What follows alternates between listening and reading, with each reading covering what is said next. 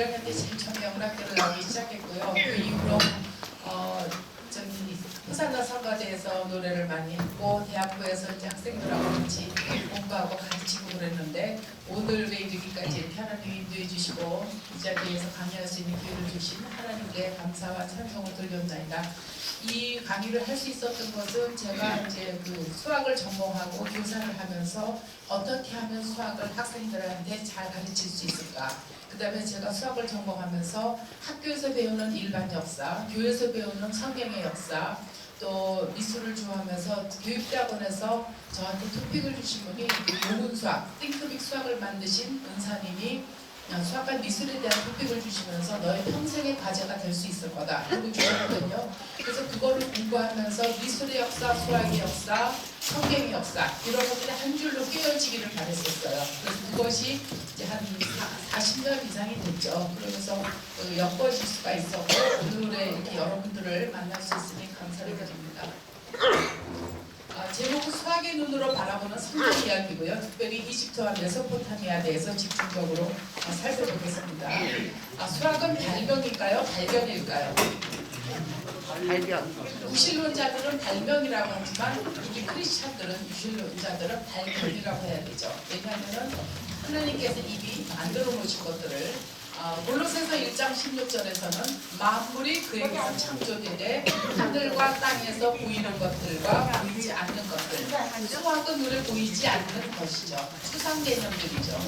만물이 다 그로 말미암고 그를 위하여 창조되었고 수학은 학문 중에서 가장 추상적인 것이에요. 왜냐하면 예를 들어서 수학을 대수와 기하로 나누는데 기하에서 점이라고 하는 것. 수학 선생님이 학생들한테 점을 설명할 때는 칠판에다가 백목으로 점을 찍어서 그림을 그려주고요. 비행기를 타는 조종사가 볼 때는 땅에 있는 것들이 건물이 하나의 점으로 보일 수가 있는 거고요.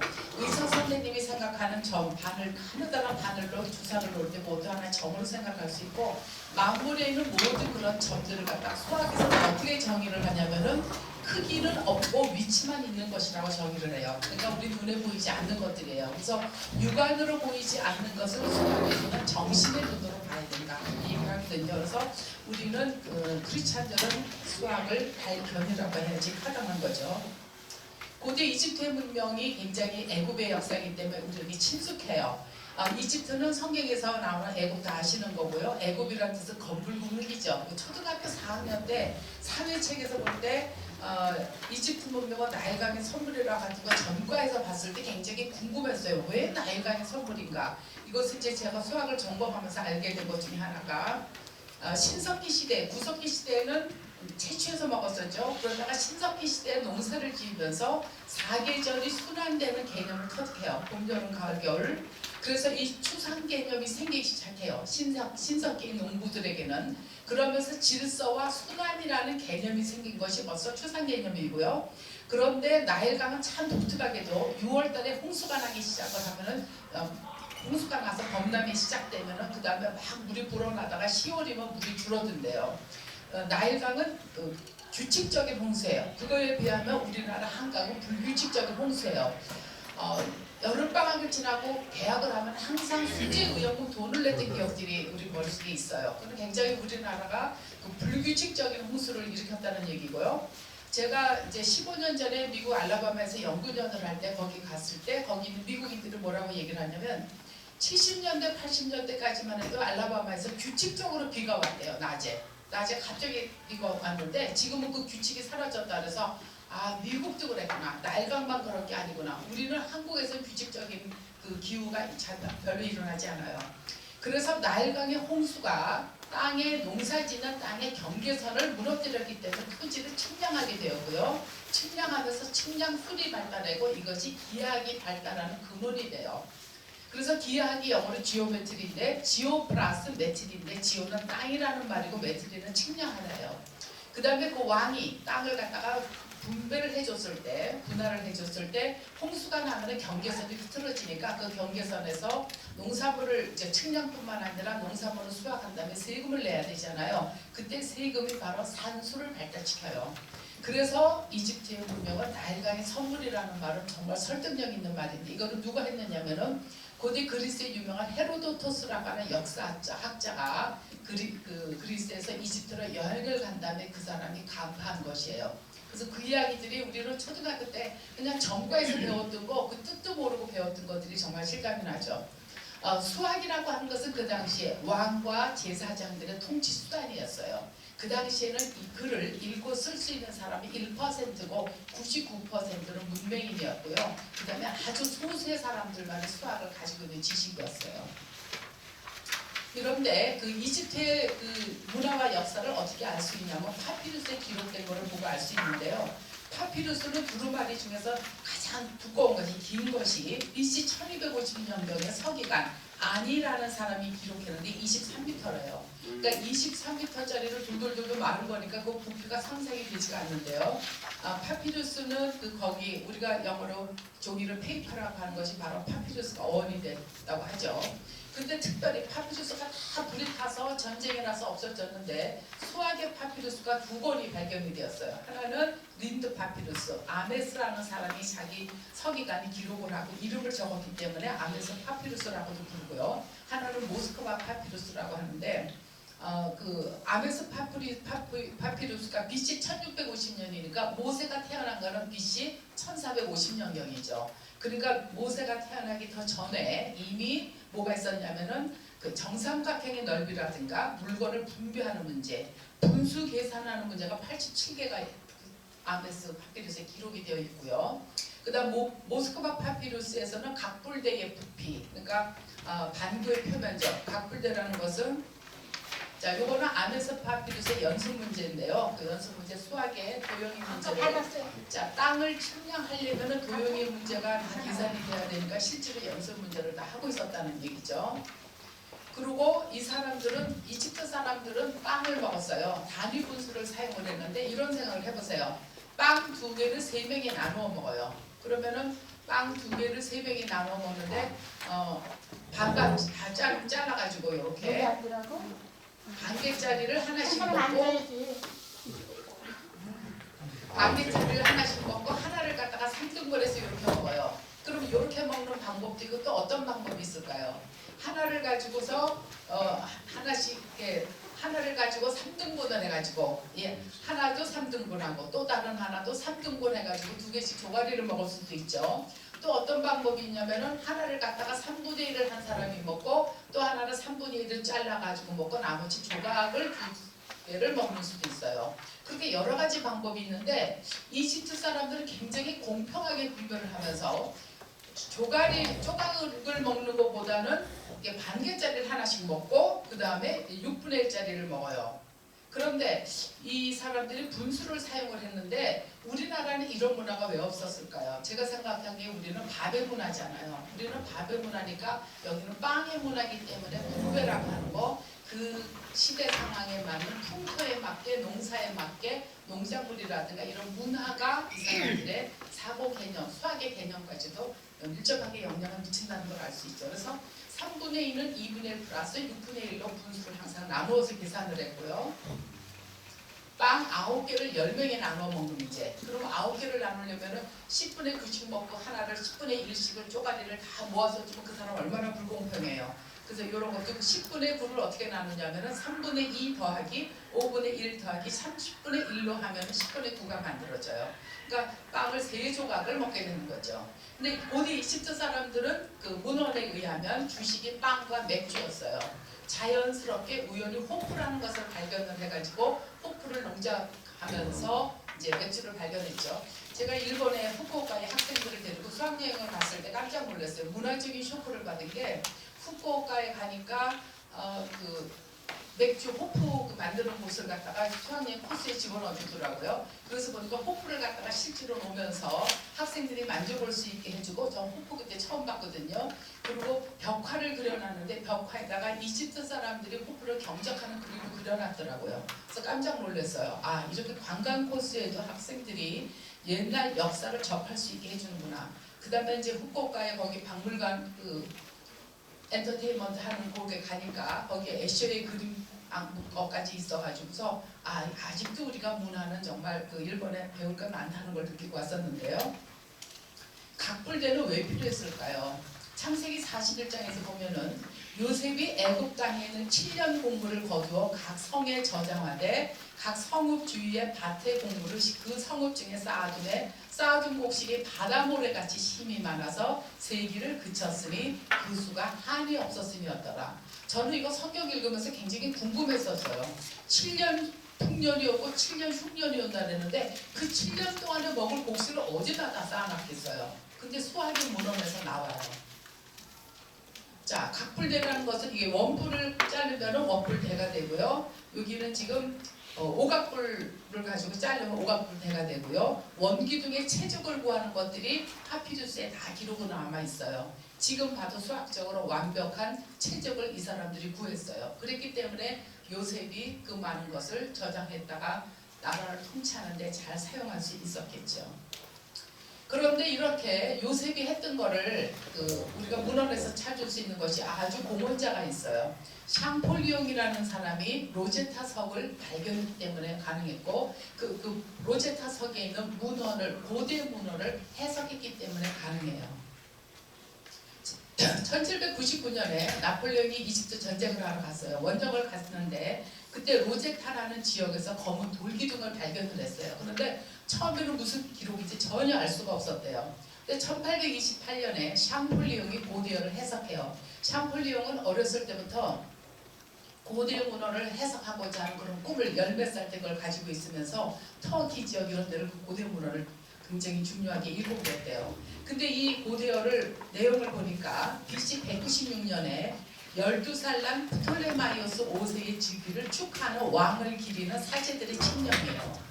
그런데 거기에는 그 로제타 석에는 3가지 언어로 쓰여 있어요. 이집트의 상형 문자가 있고 그 당시에 지금의 영어와 같은 역할을 하는 헬라어가 기록되어 있었고요. 그 다음에 이집트 민중의 언어인 콥트어, 그러니까 히브리어도 예수님 당시에도 히브리어는 공식 종교 문서나 문서에만 작성했던 것이고 예수님도 히브리어를 사용하지 않고 보통의 언어인 아람어를 사용했다 그러죠. 그러니까 우리가 지금 법률 용어 같은 거 보면 아주 딱딱하고 어렵고 무슨 말인지 잘 모르잖아요. 우리가 쓰는 한국말하고 좀 다르죠. 정말 한자어로 되었기 때문에 그것처럼 상형 문자는 보통 사람들이 사용하지 않고 민중의 언어는 콥트어였대요. 그러니까 이 로제타 석에 3가지 언어로 쓰여져 있는 것을 갖다가 샹폴리옹이 해석을 했어요. 그러면서 수학의 문헌 같은 것들이 이제 빛을 보게 되었죠. 이집트인들의 문자는 상형 문자이고 숫자는 성각 숫자예요. 그런데 초기에 그 춤을 추다라는 예를 들어서 이런 상형 문자는 그림을 그려요. 그러니까 문자가 아니라 우리가 보면 그림이죠. 근데 그 그림들이 이제 상형 문자가 신성 문자를 발전을 해가지고 위에 있는 그림에다가 이렇게 테두리를 둘러놨는데 그거는 프톨레마이오스, 밑에 있는 그림은 그 문자는 클레오파트라, 유명한 클레오파트라. 그러니까 이 사람들이 A라는 알파벳에 해당하는 거는 이렇게 매의 그림을 그려줬고요. 그 다음에 P는 정사각형으로 그려주고 T는 반달로 그려주고 L은 저기 암사자같이 그림을 그리고 그림으로 그려서 상형 문자로 쓰던 걸 좀 신성 문자로 발전시켰어요. 그런데 문명이 발달하는데 중요한 것이 노트하고 필기도구예요. 우리 그런 거 경험 많이 하죠. 공부하려고 보면 이제 연필을 깨끗이 깎아놓죠. 우리 다 초등학교 때부터 연필 깎아서 칠도 다 정리하고 노트 깨끗이 정리하고 그리고 조금 하다가 이제 피곤하니까 이제 쉬었다 하자. 그러다가 이제 그 스케줄이 엉망이 되고 하는 그런 거 많이 느끼는데 노트하고 필기도구는 문명의 중요한 요소이죠. BC 3000년경에 파피루스를 발견해요.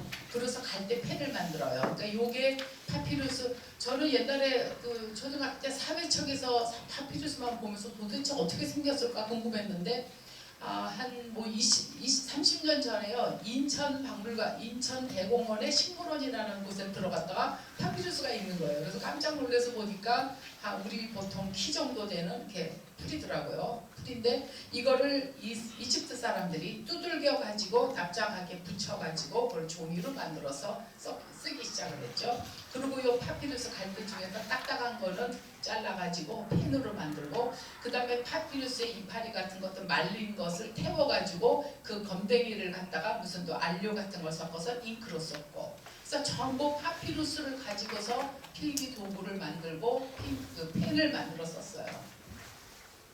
그런데 파피루스는 성경에 나오는 유명한 모세를 건진 갈대 상자죠. 그래서 출애굽기 2장 5절에서 보면은 BC 1450년경에 바로의 딸이 목욕하러 나일강으로 내려오고 시녀들은 나일강가를 거닐 때 그가 갈대 사이의 상자를 보고 시녀를 보내어 가져다가 열고 그 아이를 보니 아기가 우는지라. 그러니까 파피루스가 굉장히 오랫동안 거기에 자생하면서 그거 가지고 많은 문화를 만들어내는데 기여를 했고, 우리가 그 유명한 모세 사건에서도 파피루스가 갈대 상자라는 걸 알 수 있었어요. 그 다음에 문명이 기여하는 것으로는 수 개념이 굉장히 중요해요. 수의 개념이 있어야 되는데 우리가 하나 둘 세는 거하고 1, 2, 3이라고 하는 건 어때요? 전혀 다른 거예요. 하나 둘 셋이라고 하는 것은 수를 세는 수사라고 하고요. 1, 2, 3은 숫자예요. 숫자. 그러니까 유치원 아이들이 처음에 1, 2, 3을 가르쳐 줄 때 걔네들이 요즘에 유치원은 굉장히 발달해가고요. 제가 이제 수학을 전공했는데 유아교육과 교수로 변신을 했거든요. 그러면 1이라는 거를 모래판에다 써줘가지고 손으로 만져보게 해요.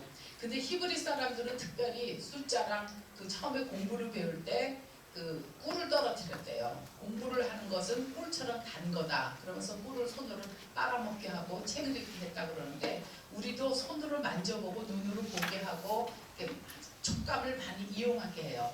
그래서 여러분들이 왜 우리가 돈을 100만 원을 이제 생겼다. 그래서 은행에 가서 넣고 싶은데 은행에 가서 저축을 했을 때 100만 원이라는 실물 현금을 이만큼 갖다 주는데 숫자로는 100만 원이라는 숫자를 그냥 찍히기만 하면 굉장히 허무하잖아요.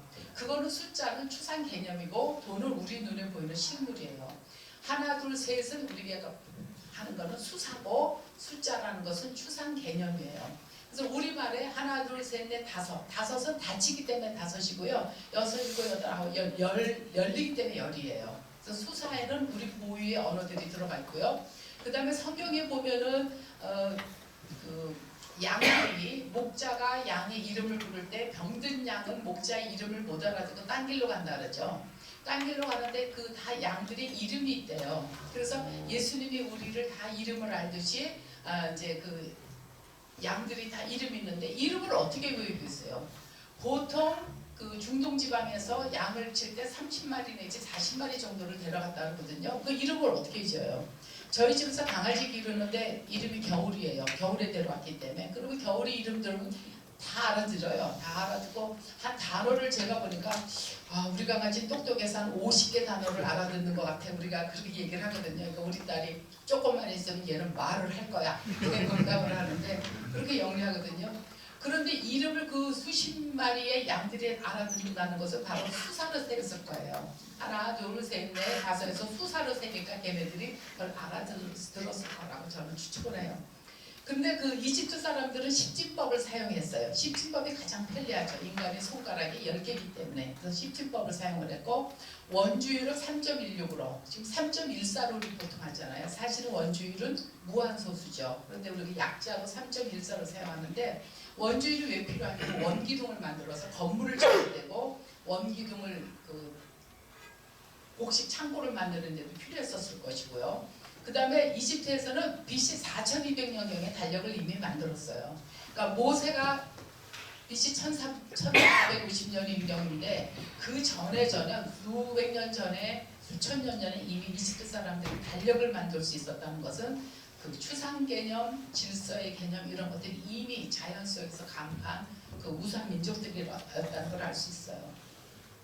이집트의 손가락 숫자를 보죠. 하나는 그냥 우리가 보통 인간들이 손가락 하나 세듯이 하나, 둘은 막대기 2개, 3은 3개, 9는 9개. 그 다음에 열은 이렇게 구부렸어요. 어떤 사람들은 냄비의 손잡이다 그렇게 표현을 하는데 손잡이로 생각해도 좋고요. 그래 열 하나는 손잡이 하나에다가 막대기 하나로. 그러면 이제 50이면 저거 손잡이 같은 거를 50개를 하죠. 100이라고 하는 것은 이렇게 표시했어요. 어떤 사람들은 낮은 음자리표를 거꾸로 한 거다 그러는데 제가 이걸 왜 이렇게 생각했을까, 이렇게 그림을 그렸을까 생각해서 이게 저 생각이에요. 파피루스로 뭐를 만들었냐면 자가 없었기 때문에 줄자를 만들었었어요. 우리 농촌에서 새끼 가지고 새끼 줄 만들잖아요. 그거를 멍석도 짜고 가마니도 짜고 뭐 바닥에 까는 것도 짜고 그 줄자같이 쓰기도 하죠. 그러니까 그 사람들이 파피루스를 가지고 줄자같이 사용을 했을 때 줄자를 이렇게 말아놓으니까 또로로 풀린 것 같아요. 풀린 모양 같은 것이 100이고요. 그러면 이제 300일 때는 이걸 3개를 표현하고 천을 갖다가 꽃으로 그렸어요. 나일강에 연꽃이 그렇게 많았대요. 그래서 천은 연꽃으로 그림을 그리고 2천은 연꽃 2개를 그리면 되고 그 다음에 만은 뭐 사람들은 뭐 손톱 같다. 제 생각에는 손톱이 아니라 파피루스의 싹일 것 같아요. 파피루스가 싹이 난 거를 이렇게 하니까 나일강가에 그 다음에 10만은 새로 했어요. 새도 많았을 것이고 그 다음에 100만 100만은 이 사람들이 그림을 표현했는데 무슨 모양일 것 같아요? 기도하는 모양 같죠? 예. 그 사람들이 그 태양신을 섬기면서 굉장히 종교적인 민족이었어요. 이집트인들이. 그래서 하늘을 향해서 기도하는 모습일 것 같고요. 그 다음에 천만도 큰 수로 사용을 했어요. 피라미드를 짓는 사람들이었기 때문에 엄청나게 큰 수로 사용했다는 걸 알 수 있어요. 천만이면 이거 무슨 모양 같아요? 해 같죠? 지평선에 뜨는. 그래서 우리나라는 산이 70%이기 때문에 지평선에 해 뜨는 거 안 보여요. 해 바닷가에서는 해 뜨는 게 보이는데 여기는 사막 지역이고 그래서 넓은 사막에 해가 뜨는 모양을 천만으로 사용했을 것이고요. 그 다음에 2분의 1이라는 분수를 이렇게 표현했고 100분의 1이라는 분수를 이렇게 표현했어요. 고도로 문화가 발달했다는 걸 알 수 있죠. 수학이 발달해야 문화가 발달할 수 있고 건축이 발달할 수 있죠. 단위 분수를 사용하는 놀라운 계산력이 있었는데요. 5분의 2는 3분의 1 플러스 15분의 1, 7분의 2는 4분의 1 플러스 28분의 1 이런 식으로 101분의 2는 101분의 1 더하기 202분의 1 더하기 303분의 1 더하기 606분의 1 굉장히 규칙이죠. 수학을 하면 할수록 굉장히 창조의 솜씨가 있다는 걸 느끼게 되는 게 아름다운 규칙들이 많이 나타나요.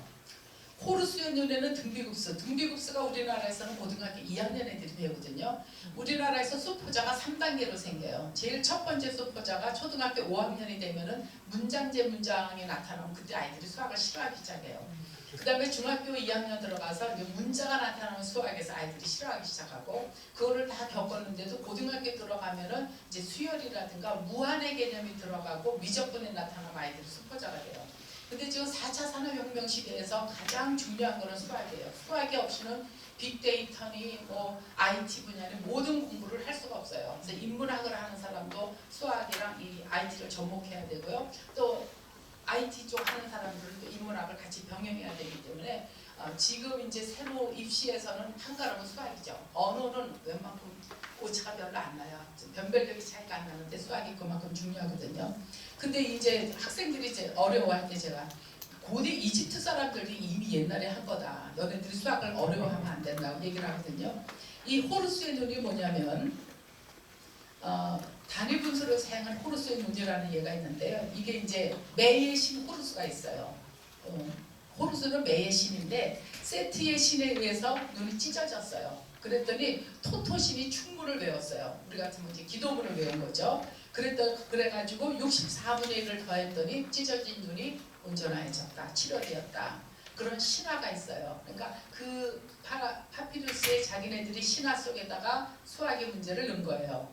근데 파라오는 레의 아들, 레도 그 태양신이고요. 그 레의 아들로서 호루스가 부활한 걸로 믿어요. 이 사람들은 이집트 사람들은 영혼 불변의 사상을 믿었고 저승에 갔다가 다시 부활한다고 생각을 했어요. 그런데 이 사람들은 어떻게 생각하면 전부 단위 분수를 이렇게 생각을 하면서 2분의 1은 후각, 코, 후각이고 4분의 1은 시각이고 8분의 1은 머리, 생각이고 16분의 1은 청각이고 32분의 1은 미각이고 64분의 1은 촉각이다. 그래서 여기 눈에다가 여기 이제 밑에 있는 거기 32분의 1이 입이죠. 그렇게 해서 요 호루스의 눈이 찢어진 눈을 갖다가 분수, 단위 분수로 표현을 하면서 요거를 더한 거예요. 2분의 1, 4분의 1, 8분의 1을 더해서 64분의 1까지 더하니까 이게 등비급수거든요. 분모가 2의 제곱, 2의 3제곱, 16은 2의 4제곱, 2의 5제곱, 2의 6제곱이에요. 그래서 64분의 63이 되어서 62, 4분의 1을 더해가지고 원상태로 되었다. 이런 이제 수학이 굉장히 등차수열, 등비수열까지도 고도로 발달됐다는 것을 알 수 있어요. 이집트 귀족들의 생활을 한번 보죠.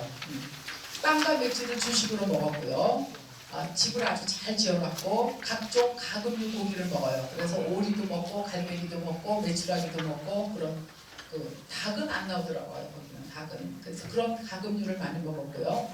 악기를 연주하고 춤을 추었고 보드게임을 즐기고 날마다 신께 제사를 지내고 굉장히 종교적인 민족이었어요. 그리고 영어불면을 믿는 민족이어서 집에다 예배당도 지었대요. 그러니까 귀족들은 이렇게 생활을 하고 많은 수가 또 노예가 있었죠. 람세스 2세의 부인 네페르타리 왕비의 무덤에다가 그러니까 왕이나 왕족들이 죽으면은 무덤에다가 피라미드를 지었는데 우리가 아는 기자의 피라미드는 가장 큰 거고요. 작은 피라미드가 굉장히 많대요. 그런데 세네트 게임을 하는 모습을 피라미드에 기록을 해요. 그래서 이 사람이 평소에 생활하던 것들을 부장품을 다 집어넣어주고 이제 벽화에다가 그런 생활하는 모습을 그림을 그려준대요. 그래서 세네트 게임을 했다는 것은 뭐냐면 게임이라는 거에는 뭐가 들어가요? 규칙이 들어가고 거기에 대한 전략이 들어가는 거죠. 수학적인 개념이 반드시 있거든요. 우리나라 어린이들의 놀이에 대해서도 제가 수학 개념을 분석한 논문을 쓴 적이 있는데요. 연 날리기. 그러면 연을 애들이 만들 때 도형의 감각이 생기죠. 그래서 그 다음에 그걸 바람에 날리면은 측량의, 측도의 개념이 생기고요. 그 다음에 또 땅바닥에다 이렇게 그려놓고서 1, 2, 3, 4 써놓고 하는 거 있죠. 그런 거 하면서 그런 거 하면 수 개념을 학교 들어가기 전에 아이들이 1, 2, 3, 4, 5, 6, 7, 8 다 외우죠. 그리고 돌아서서 오른발, 왼발, 몸의 신체의 운동과 더불어서 이제 수 개념도 배우게 되고요. 그 다음에 남학생들 구슬치기 하면서 땅 따먹기 하죠. 그럼 구슬을 땅 따 먹을 때 처음에 동그란 원을 그리면서 엄지손가락을 초점으로 중심을 해가지고 컴파스처럼 손가락으로 그리면서 땅을 따먹죠. 칡도의 개념이라든가 그 다음에 고무줄을 할 때는 둘이 고무줄을 할 때는 어떻게 해요? 기둥에다가 고무줄을 묶어놓고 여학생들 하죠. 셋이 할 때는 하나가 붙들고 둘이 하면서 순열과 조합의 개념이 생겨요. 넷이 할 때, 다섯이 할 때. 그렇게 그런 사회성 발달과 더불어 신체 개념과 수학 개념이 거기 다 녹아 있더라고요. 가장 또 유명한 걸로는 윷놀이 같은 거. 윷놀이의 수학 개념의 전략을 세우게 되죠. 그 다음에 여학생들이 우리 어렸을 때 많이 했던 공기 하게 되면은 하나를 짓고 4개 짓고 2개 짓고 3개 짓고 3개 짓고 그게 요즘에 하는 아이들이 하는 가르기와 모으기예요. 그 다음에 꺾기를 해가지고 연을 채우죠. 몇 년. 전부 수학의 개념이 있어서 양반들은 조선시대 양반들은 오히려 사서삼경만 집에서 외웠지만 평민 아이들은 마당에 나가서 밖에 나가서 놀면서 굉장히 신체가 건강해질 수 있었고 그 다음에 협동심도 생기고 사회성 발달 수학 개념이 다 굉장히 좋은 놀이였어요. 그래서 요즘에도 이제 유치원에서 전통놀이를 좀 접목해야 된다. 그런데 선생님들이 전통놀이를 할 줄 몰라요. 예를 들어서 딱지를 잡는 거, 딱지를 많이 하셨잖아요. 딱지 조일 때도 그거 아주 도형의 개념이 다 들어가요. 정사각형 만들어가지고 탁 엎어가지고 뒤집어 만들게 하는 거죠. 그래서 이렇게 수학의 눈으로 보면 여러 가지 문화 속에서 우리가 그 요인들을 찾아볼 수가 있는데요. 이 세네트 게임에서도 있다는 것은 그다지 수학이 발달했기 때문에 그랬다. 유명한 기자의 피라미드에는 신비스러운 면이 많은데 BC 2575년이에요. 그러니까 모세가 태어나기 1000년 전인데 이렇게 대단했다는 거죠. 다시 말하면 모세가 왕궁에서 최고의 학문을 다 배운 사람이에요. 수학과 더불어서. 높이를 이 피라미드를 투시도로 그렸어요. 투시도로 그리니까 밑에는 정사각형이고 정사각 뿔의 모양을 하고 있어요. 높이를 반지름으로 하는 원둘레가 920m. 다시 말해서요. 이 A와 B의 높이를 가지고 원을 생각을 해요. 원을 생각하면 원둘레가 920m예요. 수학적으로 계산하면. 그런데 실제로 밑바닥에 정사각형의 둘레를 측량하니까 921.6m예요. 오차가 1.6m밖에 안 나요. 이거는 건축에서 현대 건축에서도 불가사의한 일이라고 표현을 하고 있어요. 지금의 기술로도. 그리고 우리가 아이들하고 정목하죠. 나무를 이렇게 쌓아놓다 보면 무너지잖아요. 무게중심 때문에. 그 정사각형 뿔로 만들면서 돌을 쌓아놓는데 그것이 무너지지 않는다는 것은 굉장한 일이죠. 그 당시에 그 측량, 그 다음에 피타고라스 정리가 이미 다 사용이 됐다는 거죠. 기자의 피라미드는 세계 7대 불가 사이에 들어가는데요. 피라미드 건설의 목적은 이집트 파라오의 죽은 자들을 위한 무덤이에요. 그래서 이 사람들은 미술도 죽은 자를 위한 미술이고 건축도 죽은 자를 위한 건축이었고요. 근데 파라오라는 뜻은 원래 신의 화신으로 생각을 해요. 신이 다시 몸을 입고 인카네이션의 개념이 여기 이미 있더라고요. 230만 개의 돌을 총 5,900만 톤의 돌을 쌓아서 올린 거대 건축물이고요. 피라미드의 높이는 146.5m, 밑바닥은 정사각형의 한 변이 230.4m였고요. 요걸 투시도에서 아까 보니까 여기서 보면 삼각형, 직각삼각형이 보이잖아요. 그럼 중학교 때 수학을 안 좋아했던 사람들도 제목은 다 알죠. 피타고라스 정리, A제곱 플러스 B제곱은 C제곱이라는 거. 그거를 여기다가 적용해 보면요. 그 2차 방정식에서 황금비의 방정식이 만들어지고요. 그 다음에 요 빗변의 각도가 지금 51도 50분으로 나와요. 이 51도 50분이면은 모래바람이 불면 만들어지는 자연스러운 기울기래요. 어떤 일본 교수님이 우리 학교 와가지고 보여주면서 맛소금을 갖고 오셨어요. 맛소금 갖고 와서 뿌리는 거예요. 뿌리면서 이렇게 만들어지는 곡선이 이게 바로 피라미드의 곡선이다. 그러니까 우리나라에서 경주에 가면은 그 묘가 많잖아요. 근데 그 묘를 저는 측량을 안 했지만 비슷한 각도일 거예요. 지난번에는 원주에 있는 그 산 뮤지엄을 갔었거든요. 거기 갔더니 그 우리나라 딱 보니까 우리나라 이 무덤 모양이네. 그리고 해설을 보니까 무덤 모양이라 그랬더라고요. 같은 기울기예요. 그러니까 자연에 의해서 만들어지는 기울기가 자연스럽게 그 예술가들에 의해서 표현되는 거죠. 이집트 왕자의 애니메이션인데요. 이집트 왕자에서 이제 모세 이야기가 람세스하고 모세가 즐겁게 마차 타는 모습이고요. 피라미드를 건설하는 히브리 노예들이 나오는데 우리가 전에는 피라미드를 전부 노예를 통해서 건축을 했을 거다 그러는데 새로 자꾸 나타나는 문헌에서는 노예가 아니고 희망하는 사람들이 가족들과 함께 거기서 거주하면서 지었을 거다 그렇게들 얘기를 해요. 그리고 돌을 어떻게 잘랐을까? 일단 구멍을 내가지고서 그다음 물을 부으면은 그게 사막지대인데도 겨울 저녁에는 추워진대요. 추워지면 그게 얼음이 얼면서 그 나무 조각을 박았다가 쪼개진대요. 그리고 그걸 갖다 도르래를 이용해서 운반을 해가지고 그런 거대한 건축을 지었을 수 있었다 그렇게 얘기를 하죠.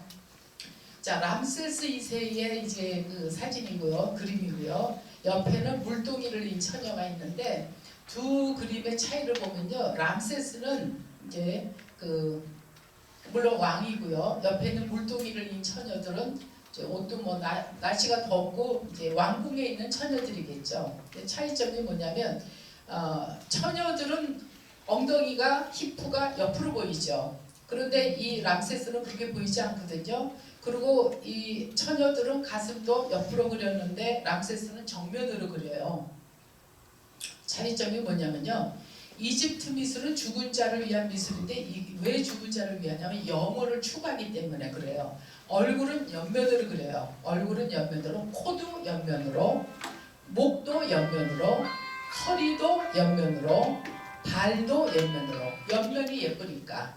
가슴은 정면으로. 그 다음에 눈은 정면으로. 근데 요거는 왕족과 귀족만 그렇게 그림을 그려요. 아까 물동이를 인 처녀들은 평민이기 때문에 평민은 그렇게 그림을 안 그려줘요. 그래서 요거를 이집트 미술은 정면성의 원리라고 그래요. 아, 이게 합쳐지지가 않았네요. 정면성의 원리라고 그래요.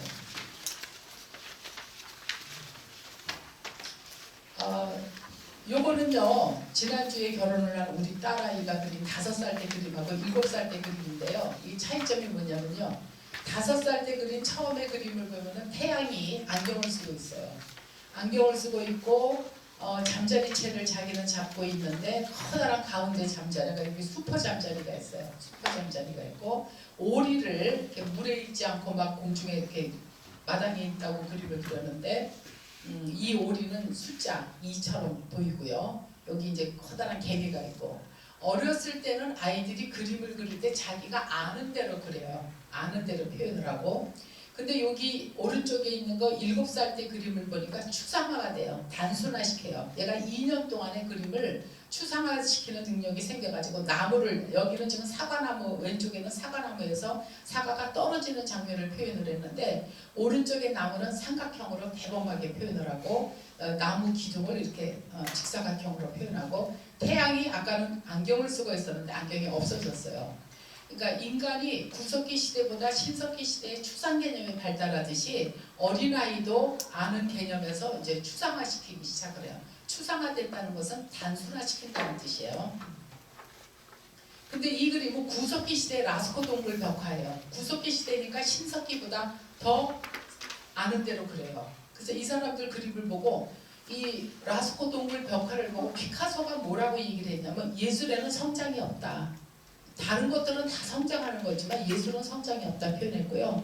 피카소는 나는 어린아이처럼 그림을 그리는데 한평생에 걸렸다. 왜냐하면 처음에는 사실주의로 그림을 그렸었어요. 청동기 시대라 그래서 사실주의 그리시다가 어느 날 갑자기 입체화로 새로운 태풍을 만들어냈죠. 그래서 신석기 시대와 오히려 구석기 시대 그 차이점들을 알 수 있고요. 이집트인들의 그 정면적인 원리도 그렇고요. 이거 람세스 2세의 미라예요. 근데 그 박물관 가보신 분들 아시겠지만 루브르 박물관에 미라가 엄청 많았죠. 그래서 아유 정말 이 남의 시체 갖다가 그냥 전시해놓고 관광객들한테 돈 번다는 생각이 들더라고요. 창세기 50장에 보면요, 요셉이 그의 아버지 얼굴에 굽히려 울며 입 맞추고 그 수종들은 의원에게 명하여 아버지의 몸을 향으로 처리하게 하매 의원이 이스라엘에게 그대로 하되 40일이 걸렸으니 향으로 처리하는 데는 일할 수가 걸림이며 애굽 사람들은 70일 동안 그를 위하여 곡하였더라. 그렇게 써있거든요. 너무 심하죠. 그런데 그 당시에 애굽인들의 그 문헌을 보면요, 시체 콧구멍에 갈고리 모양의 가느다란 금속봉으로 뇌를 꺼내요. 콧구멍으로 갈고리를 해서 뇌척소를 다 꺼내고, 그 다음에 그 당시가 아직 청동기 시대가 아니에요. 그래서 돌칼, 그래서 돌로 만든 칼로 배 옆을 갈라서 심장, 신장, 내장을 다 꺼내요. 그리고 향료를 집어넣어요. 그 다음에 절개한 부분을 꼬매가지고 시체를 소금물이나 소다에 집어넣어서 70일간을 담궈요. 그러니까 70일 동안 곡하였다는 말 맞죠. 그 다음에 아마포로 이제 시체를 다 싸요. 예수님도 아마포로 싸셨다고 하죠, 보통. 그래서 시체를 감은 다음에 수지를 칠해요. 그리고 우리는 관을 직사각형의 모양으로 해서 집어넣지만 이 사람들은 거기다가 사람의 모양으로 만들어서 시체를 눕히지 않고 벽에다가 세운다고 하죠. 그래서 이게 이제 투탕카멘의 황금 마스크. 투탕카멘 같은 경우는 이제 이렇게 황금으로 마스크한 거를 씌우는 거죠. 그리고 요 옆에 있는 거는 투탕카멘의 황금 의자. 이제 이런 것들을 도굴꾼에 의해서 또 탐험가들에 의해서 발견이 되었죠. 투탕카멘은 다른 거를 다 발굴하고서 투탕카멘은 발굴을 못했는데 거기 이 무덤을 이제 해치는 자에게는 부르는 깃들이라 그런 글귀가 써 있었대는데, 어떤 그 허버트 대령인가 그 사람이 이걸 발견을 하고 거기 들어갔다 나온 사람들이 뭐 많은 수가 죽었어요, 실제로. 근데 이제 그게 저주의 것 때문에, 저주한 것 때문에 죽었을 거다라는 사람도 있고, 의학적으로는 거기가 곰팡이균이라든가 이런 것들이 많아서 죽었을 거다, 그런 얘기들을 하죠. 자, 메소포타미아의 문명을 보죠. 메소포타미아는 이제 아브라함하고 연결이 돼요. 유프라테스 강과 티그리스 강 유역에 세운 수메르 인의 문명이고요. 여기서는 설형 문자, 쇠교 문자를 사용을 했어요. 근데 이 설형 문자가 페니키아로 가서 페니키아 문자와 거기 사람들이 알파벳을 붙여가지고 페니키아인들이 페니키아 문자를 더 발전시켰고요. 그 다음에 그리스인들이 그것을 자기네 알파벳을 더 발전시켜가지고 지금의 영어에 해당하는 그 알파벳, 그런 것들을 이제 페니키아 문자라고 보통 얘기를 해요. 그래서 쇠교 문자가 그렇게 그 문자의 기원에 그 공헌을 했고요. 아까 이집트 사람들은 10진법을 사용을 했는데 메소포타미아 사람들은 60진법을 사용을 했어요. 왜 60진법을 사용했을까? 이제 그 역사학자들이 추측하기로는 10진법은 손가락이 10개이기 때문에 가장 편리해서 그랬는데 60진법은 약수가 많아요. 약수가 많아서 2, 나눌 수 있는 수약수 2, 3, 4, 5, 6, 10, 12, 15, 20, 30 이렇게 나누는 수가 많으니까 분배하기가 좋았을 거다. 물건을 분배하고 장사하고. 그러니까 이 메소포타미아에는 이집트에 비해서 이집트가 농경문화라면 여기는 농경도 조금이고 유목민이었고 상공업이 발달했었거든요. 그리고 이 사람들은 그 지역에 점토판으로 진흙이 풍부했기 때문에 진흙으로 점토판을 만들었어요. 우리 황토 같은 걸로 그릇 만들고 하듯이 그런 식으로 그 점토판으로 거기다가 대나무 펜을 꼭꼭 눌러서 썼어요. 여기는 그 파피루스가 없으니까. 그렇게 해서 그 필기구를 발달시켰고요. 은화를 사용할 정도로 상업이 발달했어요. 그러니까 이집트에서는 맥주하고 빵으로 물물 교환을 했다는 기록이 있는데 돈은 없었거든요. 은화가. 여기는 은화를 사용을 했고요. 이자 계산을 했어요. 상공업이 공업이 아니라 상업이 발달했기 때문에 이자 계산이 필요했고요. 제곱표 2의 제곱, 2의 4, 뭐 세제곱, 2의 4제곱, 제곱 분표 루트 2, 루트 3. 중학교 2학년에 배우는 루트 2 같은 것들이 이미 고대 메소포타미아 사람들이 사용을 했어요. 또 세제곱표까지도 사용을 했고요. 원주율을 아까는 3.16인데 여기는 3.125로 사용을 했죠. 자, 아브라함이 우르를 떠나게 하죠. 하나님께서. 우르라고 하는 것은 메소포타미아의 문명지예요. 그래서 그 성경에서도 아브라함의 아버지가 우상을 판매하는 자라고 했는데 거기서 굉장히 제점일체 사회에서 권력자였죠. BC 4000년경에 메소포타미아의 우르 지역에서 출토된 점토판으로 당시 수베르인들의 생활을 엿볼 수 있는데 우편 제도가 발달을 해서 편지지와 봉투까지 다 점토판으로 만들어서 사용했다는 걸 알 수 있고요. 그럼 문명지, 우르라고 하는 것이 문명지이기 때문에 어떤 도시예요? 왜 하나님이 우르를 떠나게 했을까요?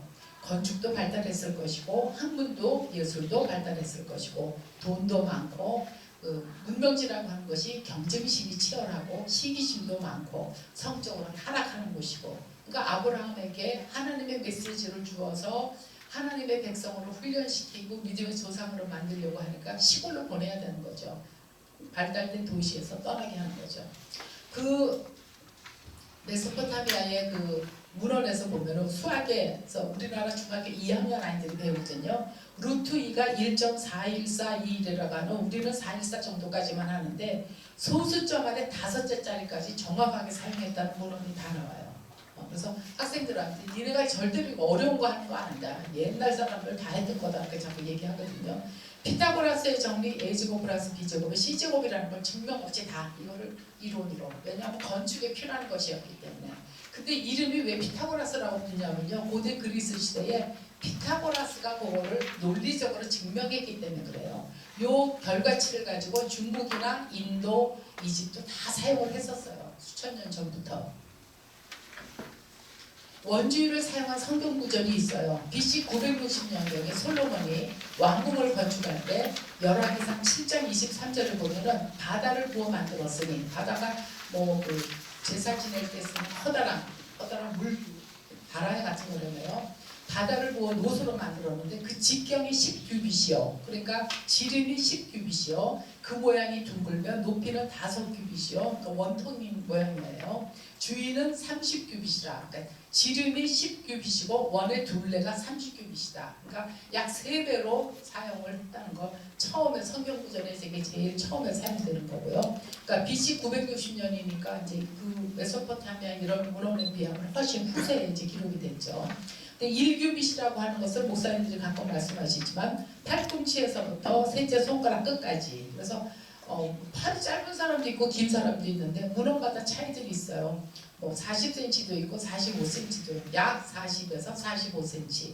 그 다음에 성전을 측량할 때는 성전이 규빗이 있대요. 성전 규빗 또는 왕궁을 지을 때는 다시 그 규빗에다가 손바닥 손바닥의 폭까지 합쳐가지고 약 50 내지 52 뭐 이렇게 사용했다고 하죠. 그래서 그 길이를 가지고 이제 성경에서 다 규빗이 요 팔꿈치의 길이라는 거.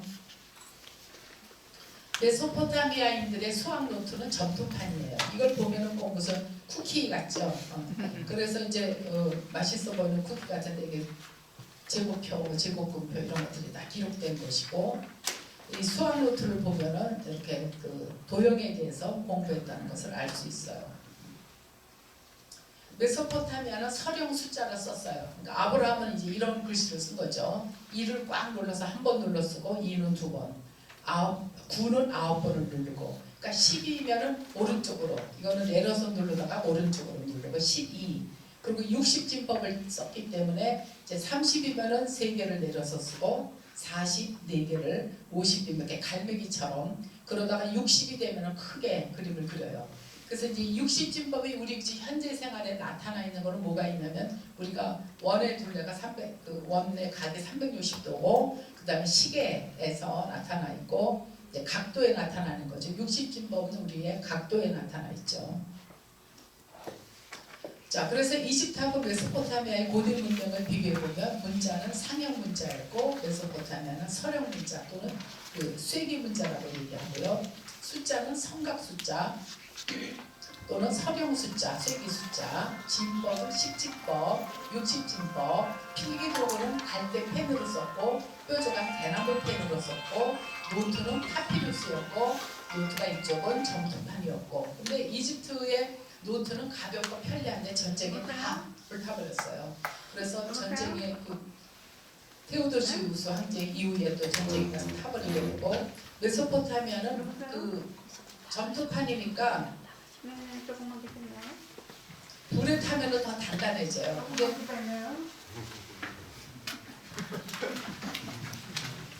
저번에 이제 그 이라크 전쟁 때 박물관이 많이 타버렸다고 그러죠. 그래서 문화유산이 다 많이 파괴됐다 그러는데, 불에 타면 단단해지는 장점이 있고, 이집트의 파피루스는 가볍지만 불에 타면 다 없어지게 되죠.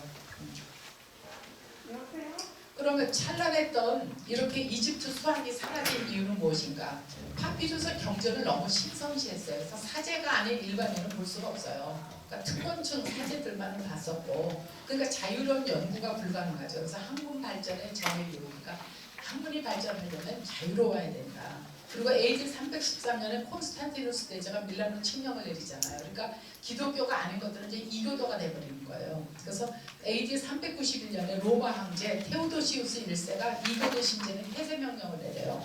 그래서 사제들이 다 흩어져요. 그러니까 이집트의 사제들이 다 없어지니까 나중에는 상용문자를 해독할 수가 없어서 이제 문화가 완전히 단절됐다가 샹폴리옹이 그것을 해독한 거죠. 2000년도에. 이집트의 역사책 30권을 비롯해가지고 알렉산드리아 도서관에 70만 권의 책이 다 불타버렸대요. 그래서 이제 그렇게 사라진 역사였는데 샹폴리옹에 의해서 수학책 2개가 남았기 때문에 거기에서 정말 꼼쟁이 요셉이 7년 동안 곡식을 갖다가 거두었다가 나눠준 사건들이 이제 의문이 풀렸어요. 예, 여기까지입니다.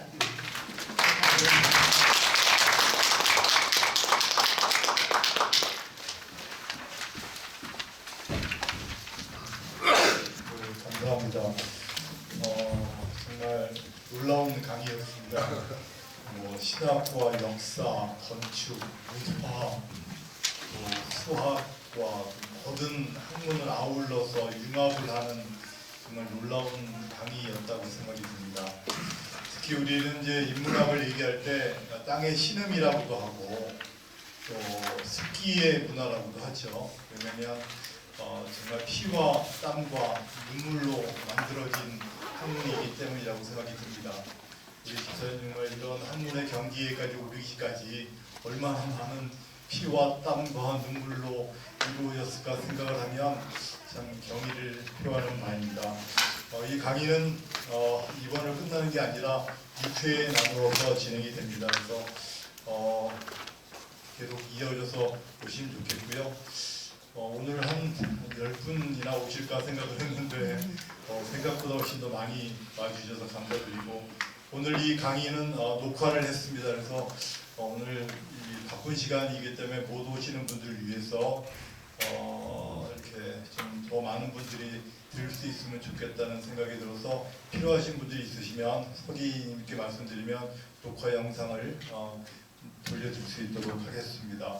또 앞에 성함하고 전화번호를 남겨주시면 저희가 공지사항이 있으면 남겨드릴 수 있도록 하겠습니다. 우리 오늘 정말 놀랍고 너무 훌륭하고 감동적인 강의를 해주신 우리 계영이 집사님께 큰 박수를 하고 마치도록 하겠습니다. 질문사항 5분 정도 시간이 있는데 질문 좀 받을까요? 네.